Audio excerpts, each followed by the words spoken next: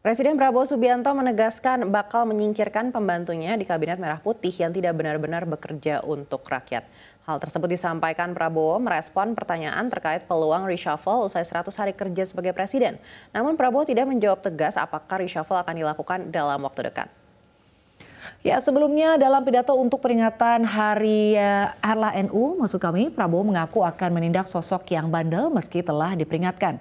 Tidak hanya itu, Prabowo juga memberi peringatan agar seluruh aparat untuk membersihkan diri sebelum dibersihkan. Namun Prabowo tidak mengucapkan kata reshuffle dalam memberikan peringatan tersebut.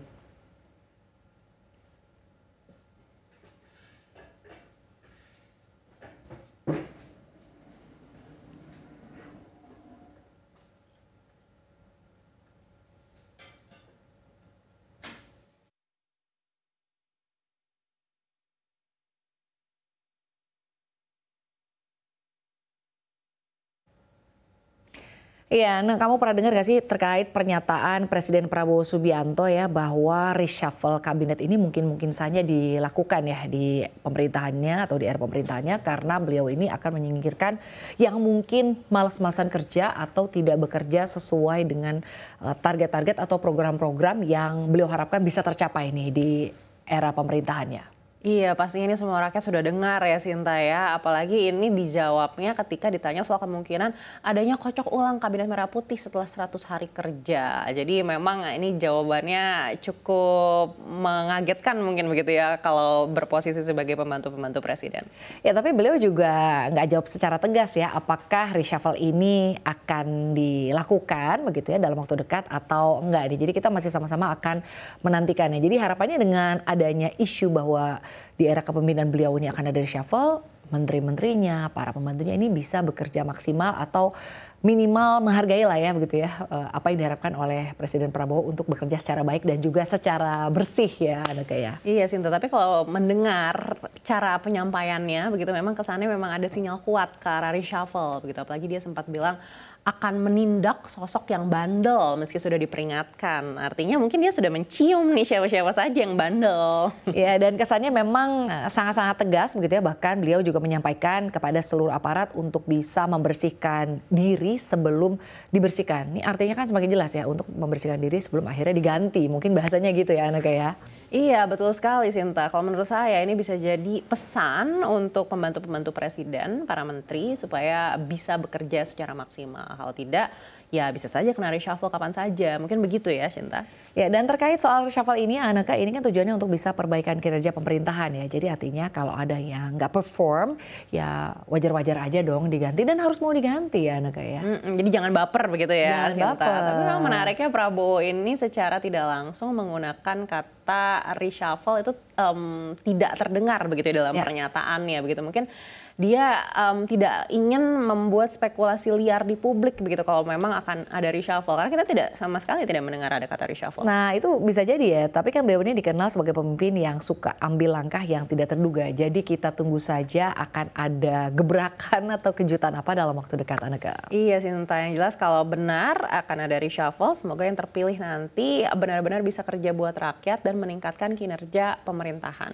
Amin, dan kita pantau terus ya Aneka ya, dan juga pemirsa ya akan seperti apa perkembangannya. Bisa jadi dalam beberapa bulan ke depan akan ada perombakan besar atau justru dengan adanya isu perombakan ini para menteri ini akan semakin giat ya, semakin menunjukkan performa atau memberikan kinerja-kinerja terbaiknya. Iya, kita tunggu dan kita lihat siapa yang akan bertahan dan siapa yang akan diganti dalam beberapa waktu ke depan. Atau mungkin akan tidak ada penggantian sama sekali begitu ya. Memang ini kan belum pasti ya, namanya juga kabinet pasti dilihat kemungkinan yang terbaiknya seperti apa Kita sih. kan baru saja melewati beberapa hari setelah 100 hari. Jadi kita mungkin berikan dulu kesempatan kepada para menteri ini untuk mungkin mereka bahasanya adjusting ya. Seperti apa nih begitu. Duduk di kursi menteri dengan program-program yang tidak sedikit tapi dengan anggaran yang saat ini tengah dipangkas. Harapannya tetap bisa maksimal ya. Betul sekali. Dan kini kita beralih ke informasi lainnya. Kementerian Perdagangan kembali menyoroti lonjakan harga minyak kita yang belakangan ini melampaui harga eceran tertinggi.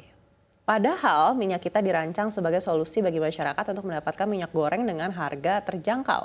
Staf ahli Menteri Perdagangan Tommy Andana menyampaikan rata-rata harga minyak kita di Januari 2025 mencapai Rp17.389 per liter, jauh di atas harga eceran tertinggi yang ditetapkan pemerintah sebesar Rp15.700 per liter. Tidak hanya minyak kita, harga minyak goreng curah dan premium juga menunjukkan tren kenaikan, masing-masing mencapai Rp17.735 per liter dan Rp22.138 per liter. Kemendak pun mencium adanya modus operandi yang dilakukan oleh produsen dan distributor dalam rantai pasok minyak kita. Tommy mengungkapkan hasil pengawasan Kemendak bersama Direktorat Jenderal Perlindungan Konsumen dan Tertib Niaga serta Satgas Pangan Mabes Polri menemukan indikasi kuat beberapa produsen dan distributor sengaja menahan distribusi minyak kita.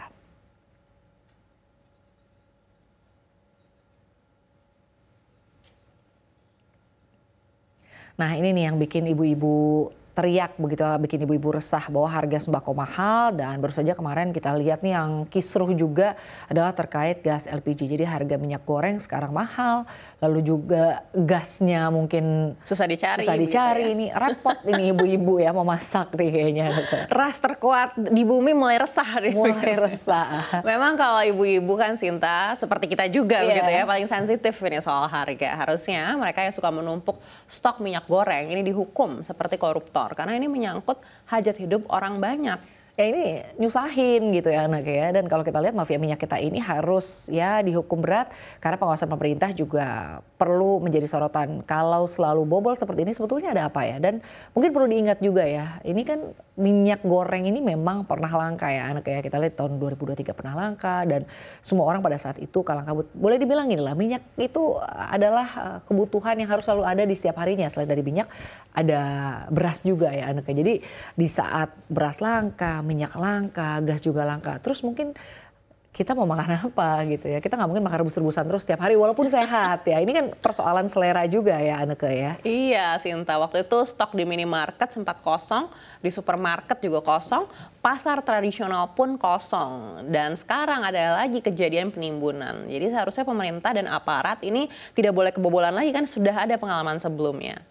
Ya, dan mungkin memang tidak semudah itu ya pada prakteknya karena mafia ini kan sudah pasti punya jaringan yang cukup tertutup ya, dan mereka ini pastinya saling melindungi agar praktek penimbunan ini tidak terendus atau tidak diketahui oleh banyak pihak ya Anneke ya. Iya, disitulah tugas aparat untuk lebih giat lagi membongkar jaringan ini. Karena kasihan loh ibu-ibu terutama yang di daerah, karena ada selisih 2 atau 3 ribu.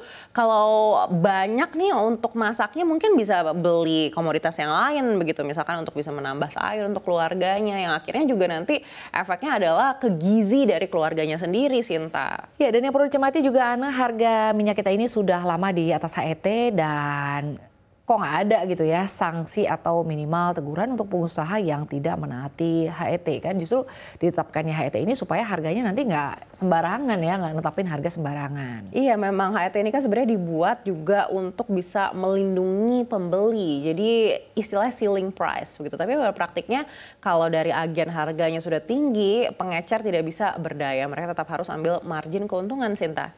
Ya artinya yang perlu diusut di level agennya ya ke depannya ya. Dan iya betul sekali, dan hasil identifikasi Kemendak bersama dengan Satgas Pangan Mabes Polri ini juga temuannya di distributor tingkat pertama dan kedua. Kalau di warung atau pasar sudah di tingkat ketiga, keempat dan juga seterusnya Sinta. Iya, jadi kalau begitu kita harus dukung ya pemerintah dan juga Polri utamanya untuk bisa memberantas mafia minyak goreng. Dan kini kita beralih ke informasi lainnya. Iya, kali ini dari internasional, dari Amerika Serikat, pasca menutup USAID, kini Donald Trump menyiapkan perintah yang akan menghapus Kementerian Pendidikan di Amerika Serikat. Akan ada 2 rencana untuk menuju ke penutupan Kementerian Pendidikan di Amerika Serikat. Pertama, Menteri Pendidikan akan diarahkan mengurangi jumlah departemen lewat tindakan eksekutif. Kedua, Kongres akan didorong untuk meloloskan undang-undang guna mengakhiri kementerian. Di pemerintahan sebelumnya, Trump pernah mengusulkan penggabungan Kementerian Pendidikan dan Kementerian Tenagakerja. Kali ini penghapusan Kementerian Pendidikan menjadi target sasaran Departemen Efisiensi pemerintahan Amerika Serikat yang dipimpin Elon Musk.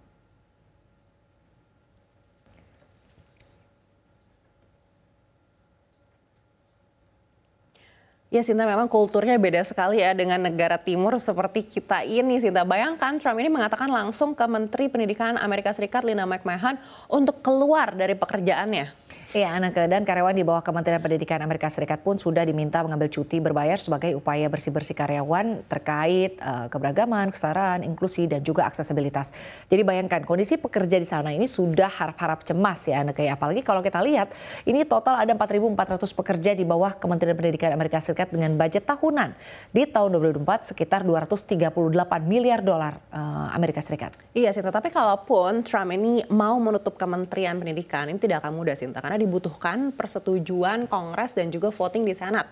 60 suara dari total 100 senator. Dan Demokrat ini kan punya suara mayoritas di Senat. Artinya harus ada 7 suara Demokrat yang menyetujui penutupan kementerian ini. Sehingga sebenarnya peluang kementerian ini untuk benar-benar ditutup ya 0 begitu. Karena siapa 7 suara itu yang mau akhirnya memihak pada Republikan? Iya, dan lagi pula kalau dilihat begitu Kementerian Pendidikan ini kan ditiadakan, Aneke ya. Jadi pendidikan ini kan harusnya menjadi fokus sebuah negara ya, bukan hanya soal perut tapi juga soal pendidikan ya, Aneke ya. Iya, betul sekali. Tapi memang usulan ini, Sinta, ini didukung oleh Partai Republik dan sudah ada sejak tahun 1980. Karena menurut Republikan pendidikan ini harusnya dibagi sesuai dengan state masing-masing. Jadi jangan disentralisasi oleh pemerintah pusat. Tujuannya seperti itu. Itu kenapa akhirnya Republikan tuh mendukung untuk adanya pembubaran Kementerian Pendidikan ini. Ya, jadi kalau dilihat nih nggak tahu nih yang mana yang benar dan nggak tahu mana yang kurang tepat begitu ya. Tapi kalau di Indonesia sendiri kan akan tambah sulit ya kalau diserahkan ke otoritas daerah. Artinya pendidikan ini akan semakin tidak merata dan gap antar kota kecil dan kota besar ini semakin tinggi. Dan sebagai ibu misalnya gitu ya, saya ini lebih melihat banyak kurang tepatnya atau banyak negatifnya, Aneka. Iya, betul sekali, Sinta. Memang beda ya tentu ya kondisi di Indonesia dengan di Amerika Serikat. Tapi kita harapkan apapun yang terjadi di sana ini mungkin bisa dipikirkan lebih ulang begitu ya. Karena memang ada negatifnya, tapi kan tentu positifnya juga ada begitu ya.